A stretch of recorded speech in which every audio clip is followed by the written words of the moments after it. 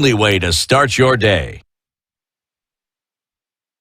This morning, our conversation will go. It will definitely go into the direction of politics. We can't ignore what's going on at the moment. So for us to then be able to engage and share our thoughts in terms of what has been happening over the last couple of weeks, couple of days, and what is definitely going to shape the way things are into the future. And we're looking at 2027, the second Tuesday in August. But there's a lot of lead up to that, and we're currently in the lead up. So that is the conversation that we will be having this morning at this hour. We're going to be looking at the breakaway opposition. Who is the stronger one, if there needs to be, or does there just need to be an opposition? Alenga Torostert is a policy and governance analyst, and he joins us in the hot seat this morning. Good morning. Good morning. How are you doing? Fantastic. What about yourself? Doing well. Thank you so much. Thank you for joining us this morning. Professor Nguriwa Machofi will join us in a short while as well for us to move along with this conversation. But you know, the thing is that conversations wait for nobody. Sure. And things are moving as we speak. So absolutely. Let's continue that. But first of all, there is a country on the African continent called Cape Verde or Cabo Verde. Mm-hmm. And they say that this society blends African and Portuguese influences based off the colonizers, right? So Portuguese is their official language. And one thing that continues to push the country's economy is tourism. Because it is the beach is beautiful and many come to enjoy that and the sun, and also the economy is pushed by remittances that are sent by their citizens who are mostly in Europe. But the proverb that we get from this country today is no one is free until everyone is free. No one is free until everyone is free. How would you interpret that? Absolutely. We live in a society where everyone goes for his part of the cake. But unfortunately, the proverb tells us if you get it and the other person hasn't gotten it, there's still a strife. Yeah. Well said. Kabisa. So there's no way, let me just bring it closer home, that some part of the country would be having excess of food, the others are languishing in drought, and say that we are okay. Yes, we will simply say Kenya is hungry. Absolutely. Yeah, it's true. I agree. So, there are many things that have been happening over the last couple of days, and the questions are abounding in terms of then what happens to Kenya's politics. There are some who are feeling uncomfortable, like, okay, we don't really know. Must we know everything that's happening at the moment in order for us to make a decision about going forward? Let's start there. I think we need first to contextualize and just understand where we are as a country. We are at a place where there seems to be no alternative to the current government that we have, or the setup that we have, or the set of politicians that we have. So Kenyans are looking into the without, hoping that somebody can just spring out of the without and become the savior of the day. So when anything happens, when there's any little noise anywhere in the bush, people look there and say, maybe this is the Messiah coming. So that's the situation we are constantly treated to because of the kind of politics we have. And people are grappling for change, but they don't know where this change is going to come from. I mean, isn't that a sad place to find ourselves in as a country? Because you look at it in terms of Kenyans have gone to the ballot, have elected individuals, and each and every person knows their role. There are those who will check government excesses, there are those as well who will push government agenda. But you find that today Kenyans do not trust individuals they've donated their power to deliver that which they're supposed to. Isn't that a sad place to find ourselves in as Kenyans? Indeed, a sad place. But the biggest tragedy that we are walking through is we do not know who is in government and who is in opposition. There are reasons why Kenyans elect people in different parties, and there are roles they want these people to play. But when we reach a place where everybody fraternizes with power and everybody wants to be closer to power, then the overall objective of a mixed set of governance that has the opposition and the government of the day, so that the government of the day is waking up every morning to fix our policy issues, to understand what the country needs, and providing that. And then the opposition is supposed to check, how are you providing? This is what the citizens want. This is what you have provided, but what is the how?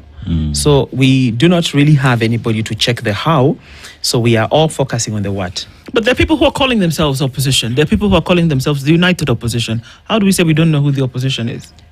On paper, yes. There are very many people that are standing in the space to say they are the opposition. But citizens want to see that opposition, that kind of alternative leadership, that kind of fight in you, that kind of finger pointing when there's a wrong being done in the room.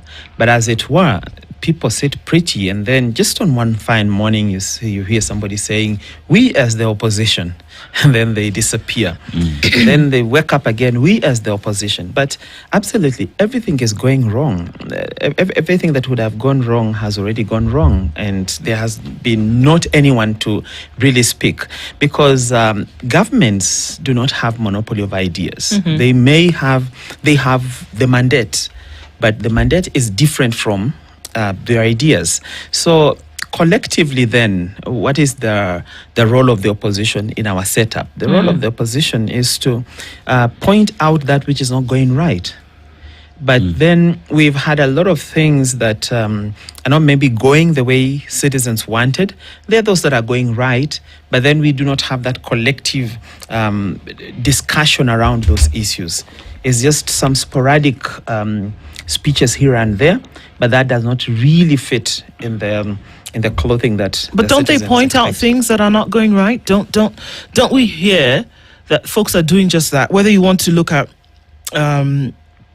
Rigathi Gachagua pointing out things that are not going right, whether you want to use that as your benchmark as an opposition, Kalonzo Musyoka talking about health, education, Eugene Wamala talking about this, Martha Karua talking about it all over again, Boniface Mwangi talking about this, Jimmy Wanjigi talking about the things that are going wrong, the economy. Or are you saying that in order for it to be an effective opposition, that there needs to be one voice speaking of representing the voices that have come together in concert? Is that what you're saying in terms of an opposition, that there needs to be one voice that represents all of these things? Or can you not have different pieces of an opposition strewn all over the place? Plus, the people of Kenya also might be an opposition because they've been complaining every day about things that are not going right. But does it need to then be organized in order for it to be an opposition? I remember a time I read that Kenya had shadow ministers, for example, who would then be able to say, this was not right, this should have been done in this way. Does it need to come together as one for it to be effective? Absolutely. Why? Because government is a gargantuan entity and they have all the powers to do everything.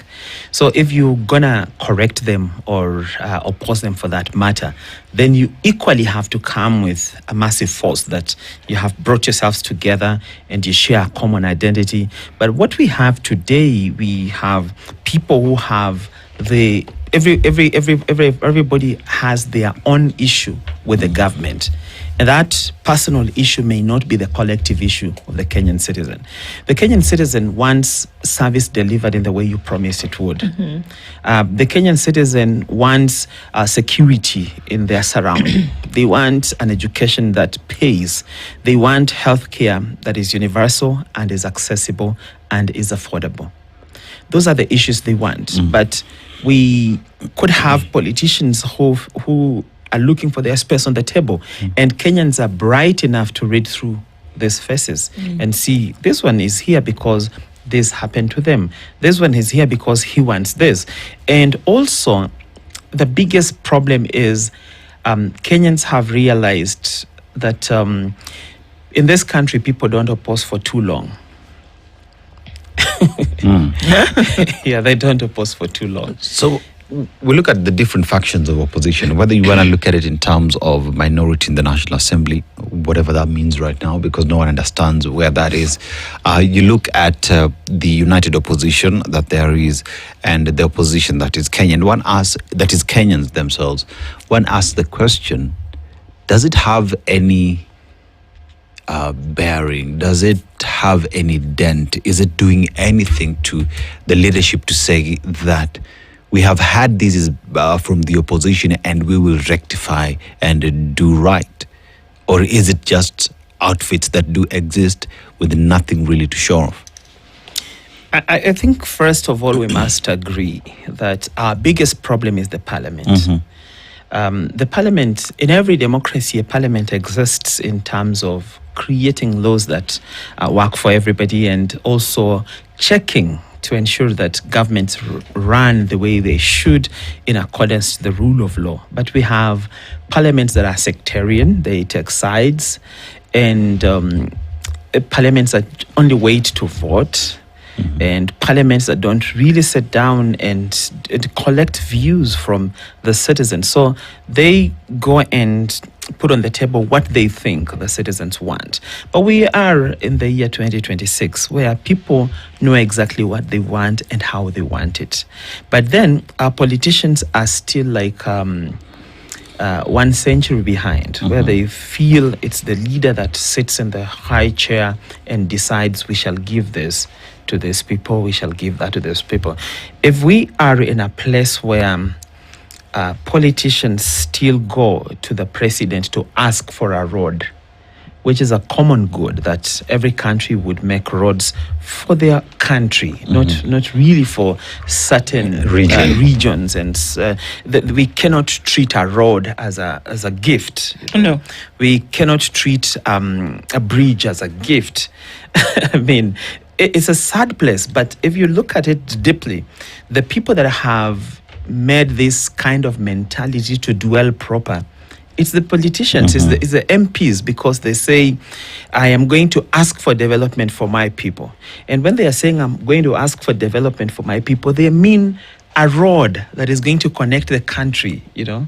How is that even development for your people? It's like you're telling me that the people that will be passing on that road will be purely people from your constituency. That is a stupid way of thinking. But that's where we are, unfortunately. So until we get this parliament into understanding the 3 basic principles that take them to the parliament, then we are at a losing end all the time as the citizens. But again, do we also have a responsibility as the citizens who go and vote? Because these people come from our communities. We know them. We understand how they think. They're not like imported from somewhere else. So once we go into this batch and in every election circle, and we do what they do, changanya, koroga, changanya, and we pick out. What are we picking out?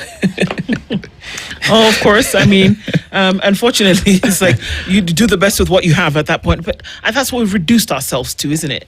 That you then have to choose from what is left or what is, on the thing. The menu might read something totally different, but when you get to the buffet, you find that maybe it's yesterday's rice. And I mean, you think about it like that. You want to say, okay, so what are you choosing then in terms of leadership?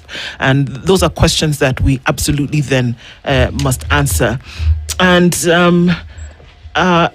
we move this conversation just a little bit because now Professor Gure Mwachofi has joined us in the room this morning. Good morning, Prof. Good morning. How are you doing? I'm doing well. I apologize again for being late for the second time. In a row. 3 is a charm.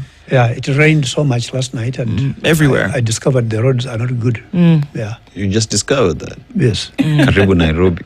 Our Katani, Sokimau place. Yeah, it's a little odd in terms of getting here.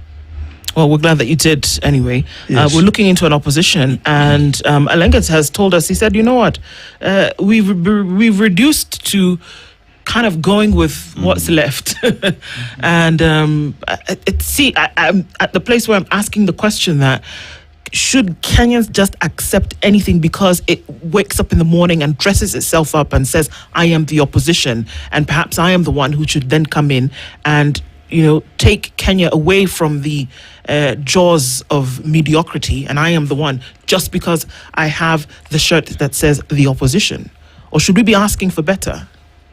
The way we demand for good governance and good leadership in the administration of the day, should we demand for the same in supposed opposition and say, no, it can't just be somebody who rocks up and says, well, I can do better than you. No. Should they be put through the test of fire as well? Anybody who wants to represent Kenyan citizens must be put to fire. They have to be questioned. They have to be scrutinized. The assumption that somebody says, I am going to represent you, and okay, you go represent us, I think is a reflection of the failures of us citizens to be concerned about having important questions to be asking the members of parliament or those who intend to be in power. What I'm seeing currently is a very excessive sense of people stating things like, I don't know who is going to save us. And I'm thinking, well, who is going to save you? Who will save them to come and save you? Because all citizens are supposed to be responsible. And the idea that we are looking at ODM, for example, currently, or any other party for that matter, which says we are going to be the saviors, that claim you're going to be the saviors is not sufficient. Citizens need to be asking, tell us in which sense you are going to be the savior. I think there should be more focus of that rather than just somebody saying, I'm going to be the next leader here. And I'm saying citizens are responsible in a lot of ways in the sense that we hardly participate enough to get serious questions. It's like when we have voted, we have finished our job, let them now serve us. And I'm thinking that 365 days of the year should be the responsibility of every citizen to make sure that whatever is being done is scrutinized throughout. And that talks about corruption as well. Because if you are told the road is being refined here and you don't ask how much did it cost to do this, you assume it has been done. And so citizen responsibility is really missing, really missing. It looks like we are still asleep from the colonial times, where we think of authority as we are here to listen, we'll be told how things are going to work, and our job is just to be good people and observe. I mean, one then asks the question, in the country that you find ourselves, or the structure you find ourselves in today, you hear members of parliament say there is really nobody in the National Assembly who is opposition. We have members of the National Assembly whose purpose is to check government excesses. Whether you are from the majority side or minority side, there is really no structured opposition, as it were. And then is it about time that we come up with a well-structured means of defining who exactly is in opposition in the National Assembly so that each and single person knows their side? I mean, the left, maybe no, left. I mean, the right, I mean, the right. And that because I lost election, mine is to clearly form, even if it's a shadow cabinet through my party that will check the government excesses as it were before. Should we go that route? And that would go for all of you, both of you. Well, when you ask, should we, who is we? Are you talking about Kenyans, the citizens? Kenyans. And if you're talking about the Pushing citizens, the agenda I think, perhaps through changing the law. Yeah, I think my point remains the same. That is to say, we might even ask, is there opposition? And when we have opposition, what does it do? What does it mean to be in opposition? Because I think that sometimes people think opposition means you must always oppose the government. What if the government is doing the right thing? Do you have to oppose? So rather than focus so much on opposition, I would be thinking, how about if we teach ourselves to recognize our responsibilities enough to constantly monitor the people that are in power, whether they are in opposition or whether they are in the administration. And the question is accountability. And this has been a significant failure. And the more we talk about opposition, like in the latest Kitengela meeting, everybody is talking about Sifuna and whatever. And I'm thinking, okay, we may be talking about this, but how do we know that if he got into power, that as long as the system is the same, there may not be significant changes? In other words, what is really missing to make Kenya a better place? And I'm saying what is missing is that there is no interplay between citizens and the people who are supposed to be representing us. Citizens sit to wait to be served, and then they continue to we continue to complain about how we are not being served, and yet we are not calling for any serious accountability. It's like we have been reduced to spectators on a stadium, and I'm a Man U fan, and the other guys are on the other side, so we want to see who will do better. Or we should be involved. I mean, we can't be spectators. We should be playing the ball. Yeah. Even as you answer that, Alanga, I think about, I mean, since it came up, I don't think that the man said he wanted to be in a particular position. He seems to be representing the voices of the hundreds of thousands of people who came out. And that I still think that there's something that Kenyans are looking for. And by virtue of them coming outside is when it was clear that there is something that Kenyans are looking for, and they're expressing that search by coming out and resonating with the voice that is saying, actually, you know what, guys, we can't be accepting of this. Do we see that at all? Quite clearly, lots of Kenyans are in this, in a stubborn marriage that they are basically staying in because they have children to take care of, but they're not comfortable. So every other person that rises and seems to speak the language that we understand, he seems to have the boldness to ask the questions that we silently ask in our living rooms. Then we resonate with that person. But then now there's a bigger calling. Let's say, for instance, if you're Sifuna and you went to Kitengela and you saw all those people coming to listen to you, then you need to go home and reflect and say, why are these people coming to listen to me? What do they want to hear? What kind of organization do I need to instill in them? Because to change this country, it will take all of us. But the remote belief on the street has been that we will find that super politician who will turn around everything. Like Prof said, it is a system. You might make the loudest noise and get into that seat and still have to obey the system. So how do we ensure that there's a whole collective change that we all desire? Then the bigger premium dwells on us that select the leadership. And once we select the leadership, how do we support this leadership to live according to the ideals that we want? Because you can only demand much from someone you've given much. Politicians have to look for money, I don't know from where, to become politicians. And then once they buy themselves into this leadership, then we have no control over them. It's their money that brought them into power. It's not like we selected and we had a criteria that bases on certain individual traits, and we sieved through these individuals and we felt individual X is the best. We do not have a criteria as citizens.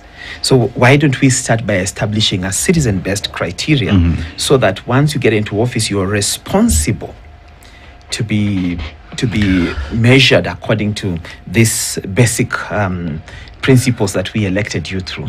I struggle because I cannot think, just from reading and looking into history, being a student of these processes, I cannot think of one movement where the people of a nation, whether it was the serfs who wanted to get rid of the monarchy, whether it was the breakaway from the Catholic Church who wanted to have a different reason of believing, whether it was those who ended religious wars, that there was a stirring in the spirit of the people, but there was somebody who bailed the cat. Always. There was always somebody who led the movement, who was able to bring people together and say, this thing that you're feeling, this thing that you're convicted of, this action that you want to take, let's bring it together and move. And we have examples. Everybody gives the example of John Meshuki. And what he was able to do is that stirring in the minds of people whereby you knew that this system of this transport stinks to high heaven, and that people are doing whatever they want, whenever they want, however they want it. So they said, you know what, until this thing at a certain point reforms, we will walk. And we will insist that people put on their seatbelts, and we will insist that the conductors and the drivers have a uniform and have a card and will not behave like wild animals. But it was that thing that somebody had to come and bell the cat. Somebody had to come in and say, okay, there must be somebody who will be pushed to the front, who will lead and say, you're actually representing what we have wanted for the longest time. So these things don't happen sporadically, and they don't happen in silos. If they do happen in silos, somebody comes and brings them together. So we do need somebody to bell the cat, don't we? Unless I'm wrong, I can't think of any faction that split, anybody who wanted to do something new in numbers that did not have somebody who led the pack. You're right, absolutely. But then the question is, how much of the difference can we make when we rely on an individual? You know, there's a gentleman called James Brown, and he tried to stop people getting into slavery in the Americas. Yeah. But then you realize the people who made it into slavery were more than the ones he saved. Because these slaves did not collectively buy into the idea that we could be saved.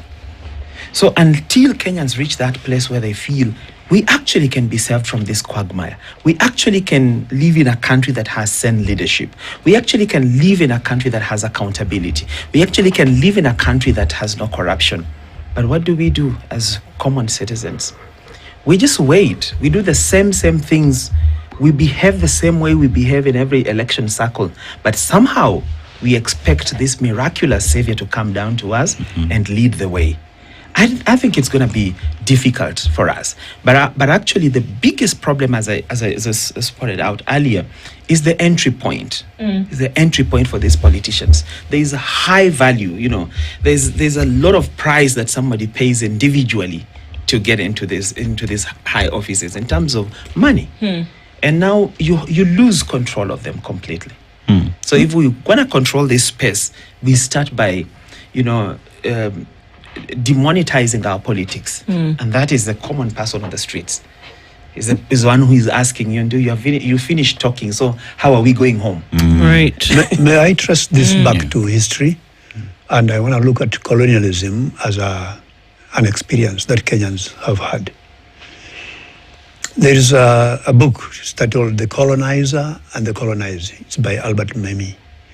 And the discussion there is look at the psychological state of the colonized. It's a state where authority is emphasized over and over.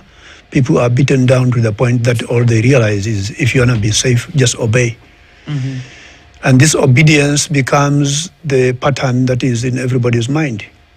And I think that after 1963, there was failure in leadership. And this is where I begin to distinguish between leadership and rulership. The colonialists were rulers. They ruled by force. We gained independence in 1963, and our first founding father, Jomo Kenyatta, could have become a leader, but he became a ruler. He followed through on the same footsteps. In doing so, what is the implication? People always thought you must always listen to authority. And this idea of listening to authority is okay if the authority were assumed to be working in your interests, but we know that colonialists were not working in the interests of the people they were colonizing. So the first regime was a failure, I would say, and all regimes have been failures up to this point. How so? None of them have taken the serious effort of recognizing all this potential that the citizens have. And that if these citizens were allowed to think freely, talk freely, and do everything freely, there would have been a very clear difference. And that is, they will be the ones giving the feedback. So if you look at our current administration, where President William Ruto was very clear, it's bottom up, meaning that the people at the bottom are the ones who are figuring the priorities. And then the government is supposed to be an enabler. And so when he says, when you put me into power, there'll be free Wi-Fi, there'll be this and this, all those promises look like an attempt to make this bottom-up experience work. But it hasn't worked. Why? Because when you say what you say, but the structure is the same, the colonial structure, and the mindset is the same, people fearing authority, we are now looking at a nation living in fear. Why is the nation living in fear? Because people would rather be safe than speak out. So I think there has to be a distinction between a leader and a ruler. And so far we have had rulers. So, who's going to lead? That's so, my question. yeah. So the question of parties, in my view, parties have become businesses. You know, if I aspire to be a member of parliament and I don't have money, and I go to, say, a party like ODM, and I'm told, well, to buy a party membership here, you pay us 300,000. Oh, I have the 300,000, I've raised money. Oh, no, we don't have enough seats right now. You see, people are willing to pay 2 million, 3 million, and so we can't allow you unless we have to give priorities. In others, I'm saying that parties have become players in the system, not of fixing the government, but the system of running a big business where you're actually selling your membership. So the question of what needs to be done, well, we have civil societies that have been working outside of what we would call the mainstream politics. And it would seem to me that if citizens recognize this from the level of the village, you're looking at MCAs. MCAs are listening to the villagers. If they were interested in organizing that, I think they could do a better job of delivering this country into a place where our psychological mindset changes. Civil society? Civil society and you and I. That is, we become people who understand that this thing cannot be solved by members of parliament. In fact, there should be a clear message in that form. Is it that it can be solved by members of parliament, or is it intention that they don't want to do things right by the law? Because, well, I ask the question because when we elect members of parliament, when we elect everybody into these offices, they know exactly what it is they want to do. But you find that we have members of parliament who, instead of pushing for agenda in the house, they're the very same ones who would go and beg for development to come to their area as if it is a favor, forgetting that you are the very same person who is supposed to check excesses of the person you're going to beg to give you development, instead of pushing for development to come in your area. And the reason why I asked the question earlier in terms of fixing structures, in determining who the opposition is, and is that the way to go?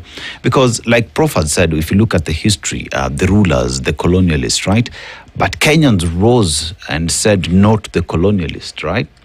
We found ourselves here. Question is, did that the ruling game, did it ever change? One would say no, we just continued what the colonized did. So how then do we fix it?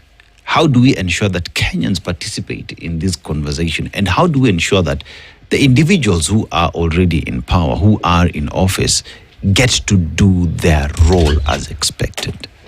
I don't think that individuals in power, when you look at them today, are doing that, which is why we're having this discussion, number one.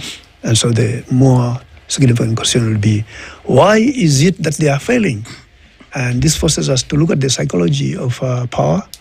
And all we are seeing here is people who are in power and they are so beholden to their self-interests, and they are concerned about making sure that they don't do anything wrong to lose that position.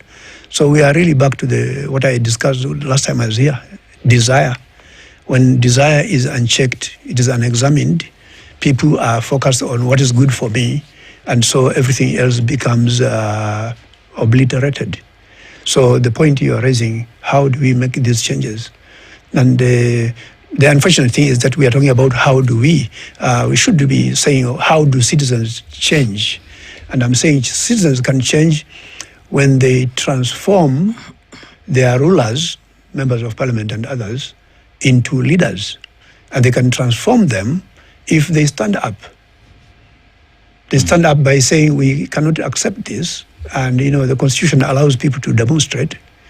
And if you are told that you cannot see the records of how much it costs to fix a particular road, you should demonstrate and demand that. And I think when you do that, it becomes clear that there is a confrontation between citizens and the people who are supposed to be leaders but who have remained rulers. And that message will be very clear that people don't accept this. And because they don't accept, you have to make a choice. Do you want to change and be re-elected, or do you want not to change and lose this? And I'm saying that citizens have been sitting on the fence. Is it possible that the outrage then has not reached levels where what Prof is saying can actually be achieved. Last week, in succession, 3 people said Kenyans are not outraged enough. Kenyans are still very happy with the situation, because if you were not, we would see something different. It's like a baby. If a baby has a wet diaper, that child will cry until you do something. Yes. If a baby is hungry, that child will cry until you feed him or her. If we could Not use, gotten to the point where people are fed up enough. I think what happens in this country is, as Kenyans, we specialize in offering private solutions to public problems. Yeah. If we have a bad road, we'll come together as people in that neighborhood And fix the road. and put some stones and ensure that the road is passable. So when our politicians see that, they're like, wow, so they could actually come up with an idea. When our kins fall sick, we open WhatsApp groups, and oblivious of the fact that we need to call for a health system that caters for all of us, we contribute money and clear the bills. So who really will care to fix our problems? But I have been, sometimes I get to the village and people ask me a question that sends me thinking. Like you meet people and they think you're an opinion leader, so they tell you, Alenga, this time round, whom are we giving the governor's seat? It's not yours to give. Yeah, so like citizens don't really think that it matters to them who becomes the next governor, who becomes the next MCA, who becomes the next senator, the MP, and all that. They think we just need to change up. So this time round, who are we giving? So if I tell them the one who is there is good, and they're like, oh, it's okay, fine. So they don't really participate in this process from a point of result oriented. They aren't looking at the result of that process. They just look at the process itself. So until it starts mattering to us, like how is this process, what is this process going to give us? Number 2, I have realized that we have leaders who, once they become leaders or they get into the office, then they are beyond reproach. But why is it so? Why is it that I will be campaigning in Vihiga for an MP seat and I'm very kind to the people, I'm carrying babies, I'm kissing babies, I'm helping the elderly cross where there's no bridge. Then suddenly when I become the MP, I have goons behind my back so that if you say anything, they take you behind the tent and beat you up. So I am just a ruthless creature just moving around because now I have the power. So the question is, do I still become subject to the people of Vihiga even after becoming their MP? And what are the kind of mechanisms that these people can use to still bring me to account? To still bring me to be responsible of my actions and what I do? I think for citizens of this country, you cannot control what you don't own. You must own the electoral process end to end, so that whoever comes out of this process becomes your project. And you can be able to monitor this project all through the next 5 years. So that if it's not feasible enough, then you change, But then until it becomes evident that all these problems we are having in this country are because of leadership, then the citizens become enraged enough. Look at what happened in Kitengela. A young man lost his life for simply coming out to see, who is Sifuna? What bigger crime had this young man committed? But then look down in Kitengela, life is back to normal. Yeah. That young man will be buried. I saw the wife speaking on TV, a very young girl who's becoming a widow at such a young age. This country is full of people that have deep tears inside their hearts. People are crying of their children that disappear. People are crying because of their sons who die on the streets. We're spilling blood all over, but it doesn't really matter. It's just a statistic. You go out today, you get a bullet, and people are like, oh, so sorry. So sorry. That was so bad. Alenga was a very peaceful young man. So Yeah. can we have a demanding framework where these things can be demanded. You saw the director, one of the directors of IPOA yesterday on TV, and he could not explain so many things. As of many things Even that they cannot. clearly when he sees people carrying guns, he says we need to investigate who those people are. I mean, we are in a place where I think the citizens carry the biggest responsibility to demand for better processes. That if we fixed ourselves in terms of if the citizens participated fully in the entire political discourse, in the sense that we have invested ourselves to this individual who knows his responsibility to us as citizens, that we will check you when you get to that parliament, we will ask difficult questions, so that when you're in there, you know exactly what you need to do, and the citizens then form the greatest opposition they are, because each and every single individual, say in Parliament, in the Senate, would know exactly where pressure is coming from. That, Professor, if citizens were heavily involved in the entire process, not in the end result, that today we would see a Parliament that is behaving well, that it's doing its job because the citizens are heavily invested. So then we must fix Mwananchi first for these ones to be fixed. I agree, and I'll go back to Ndu's point and your point. I agree with you totally that when a road has been fixed by the citizens themselves, a member of parliament will say, oh, they can do that, so they don't feel responsible. And Ndu was asking, what does it take? When is it going to get there? And I'm back to my point I made last time I was here, which is critical mass. And to explain critical mass, let me use the analogy of a bucket. You know, a bucket of water. The tap is, the water is flowing into the bucket, and it will keep on flowing until it reaches the point where it is full. Now it will begin to spill. Yeah, and that's what needs to happen. So the bucket is not full in Kenya. No, it's not full. When you say that Kenyans are happy, they are not angry enough. To be angry is enough is for the bucket to be full. So they say we can't take this anymore. But I gave the example of Tunisia during the Arab Spring time, where you have a young man who just lit himself, and that became the spark. Now, we can't say that Kenyans are not angry enough. I think they are angry enough, they just don't know when and how and what. My observation is that we are at that very close, we are at that critical mass point. It just requires an ignition. When I'm saying this, I'm not saying I need something to ignite. I'm saying it requires people to reach a point where now we are now clear. This is where the problem is. The problem is we should stop blaming these people. We should start demanding, blaming them, and you talk, and that's it. They are comfortable because nothing is happening. If a member of parliament went to his office and found people are waiting, and he can't leave the office, if he was in the office, he can't leave because people are not allowing him to leave until they get some certain answers. That pressure, in my view, will be sufficient for each one of them to begin to reach that point. So there will be a new critical mass. My point has been all along that having inherited the colonial agenda, it has not been in the interest of people who are lawmakers to encourage the citizens to become open-minded and talk freely. So that instead of a confrontation at a member of parliament's office, what if there was a conversation between the member of parliament and the people? And the question is, which members of parliament do you know that have been voted in and made sure that their first priority was to organize the people and say, well, I came to all these places for you to vote for me.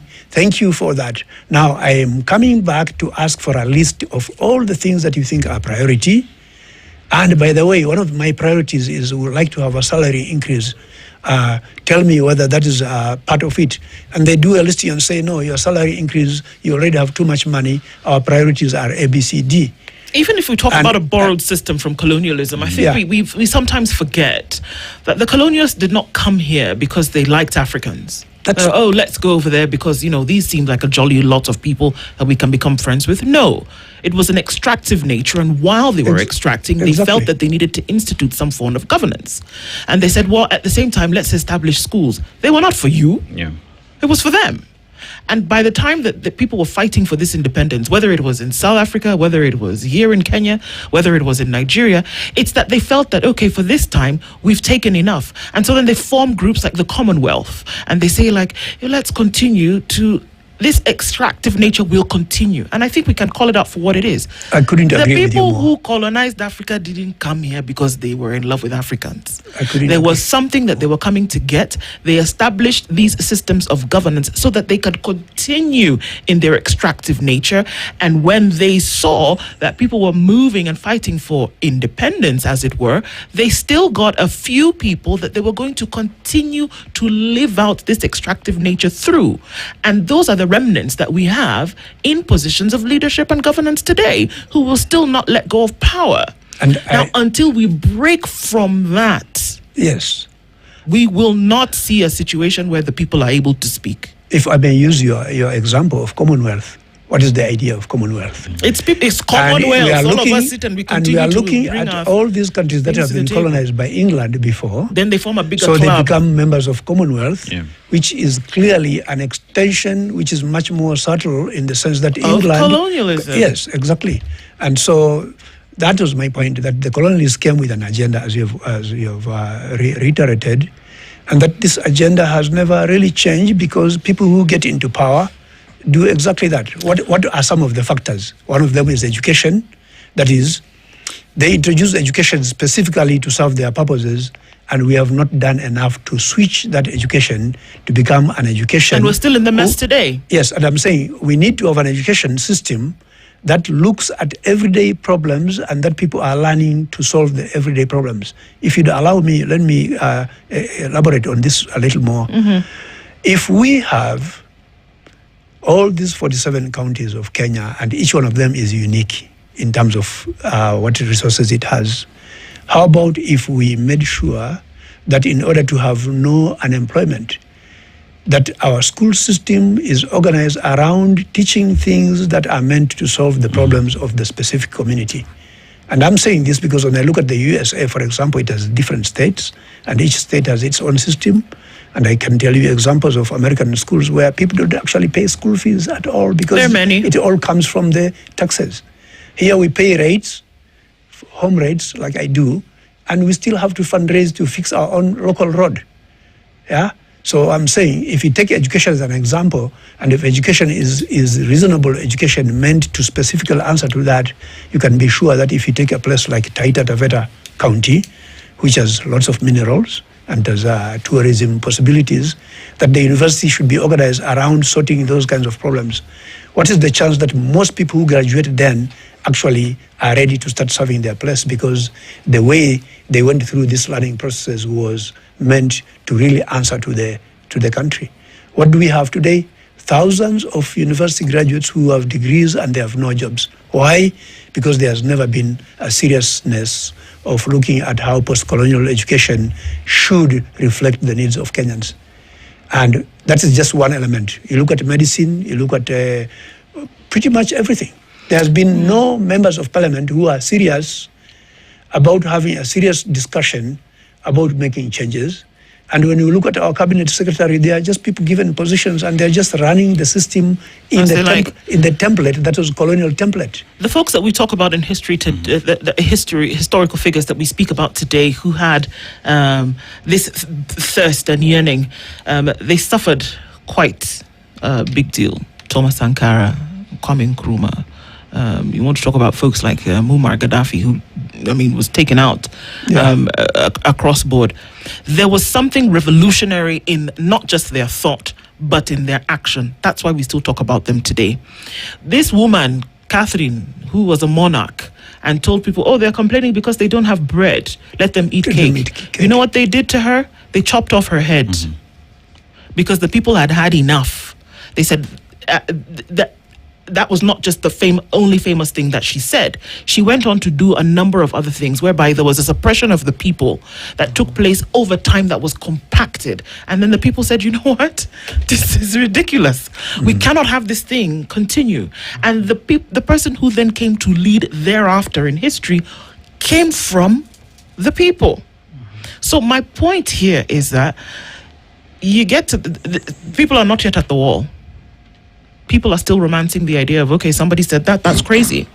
But you see the same thing, that when they tell you that, you know what, we're not going to provide bread for you, we're going to ask you to eat cake. It's the same thing like we see here today, whereby people are starving in a part of the country, and then you come and give them 22,000 shillings and you talk about the fact that you've done something wonderful.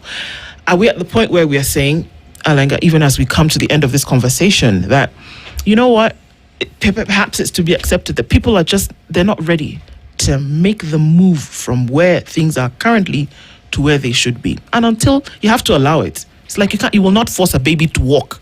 When they are ready to move to the next level, they will. You will put all the things that are necessary for it to happen, and then nature will take its course. Kenya's not ready at that point. I think two things. Number one is I think Kenyans suffer from the Stockholm syndrome, where you tend to love the slave master, you know, and that's where we are today. If you went and criticized maybe your local MP or your local senator or your governor, it is fellow citizens that will come to you. They will insult you. They might even beat you up and say, this guy is very good. You're the one who doesn't like our governor. So we defend mediocrity at all cost. We even ready to kill for the sake of a certain individual.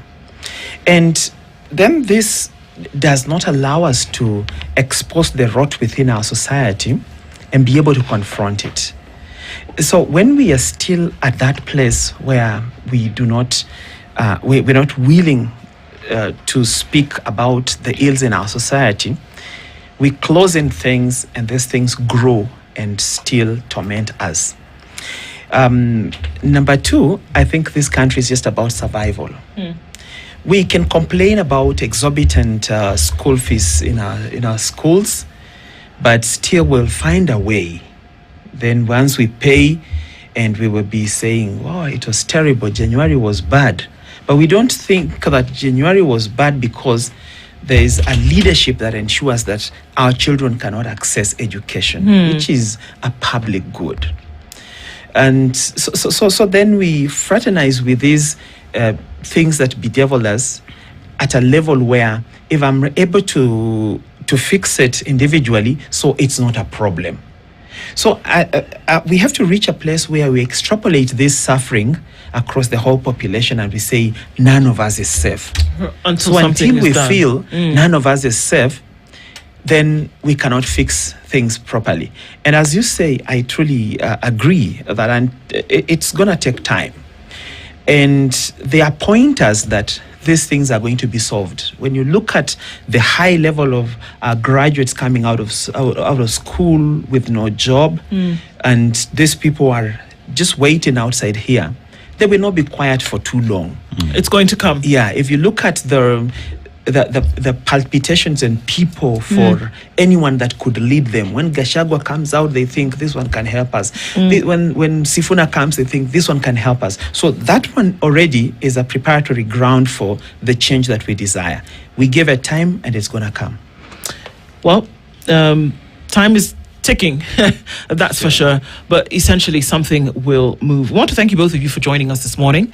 Alenga Torres Sturt has joined us as policy and governance analyst. Professor Ngure Mwachofi, retired associate professor. Thank you for joining us this morning in this conversation. Time will tell. Good morning at 8:01.